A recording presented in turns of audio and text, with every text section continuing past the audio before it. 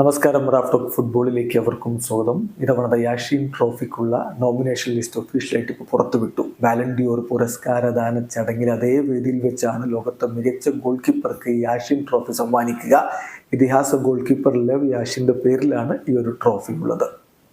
എന്നാലും അതിൻ്റെ 10 പേരുടെ നോമിനേഷൻ ലിസ്റ്റ് ഒഫീഷ്യലായിട്ട് ഇപ്പോൾ ഫ്രാൻസ് ഫുട്ബോൾ മാഗസിൻ പുറത്തുവിട്ടിരിക്കുന്നു. അതിൽ ഉൾപ്പെട്ടിരിക്കുന്നത് FC പോർട്ടോയുടെ ഡിയേഗോ കോസ്റ്റ, അതോടൊപ്പം തന്നെ Gianluigi Donnarumma, Italian goalkeeper Gianluigi Donnarumma, പിന്നെ ഗ്രിഗോർ കോബൽ ഉൾപ്പെടുന്നു. ഒപ്പം തന്നെ റയൽ മാഡ്രിഡിന് വേണ്ടി പോയ സീസണിൽ മികച്ച രൂപത്തിൽ വലകാത്ത ആൻഡ്രി ലൂനിനുണ്ട്. പിന്നെ മൈക്ക് മൈഗ്നൻ, ഒപ്പം തന്നെ വലൻസിയയുടെ ജോർജിയൻ ഗോൾ കീപ്പറായിട്ടുള്ള ജോർഗി മമഡാഷ്വിലി, ഒപ്പം എമിലിയാനോ മാർട്ടീനസ് അദ്ദേഹം ഈ ലിസ്റ്റിലും ഉൾപ്പെടുന്നു. പിന്നെ ഉനായ് സിമോൺ, ഒപ്പം തന്നെ യാൻ സോമറുണ്ട്, റോൺ വില്യംസ് ഉണ്ട്.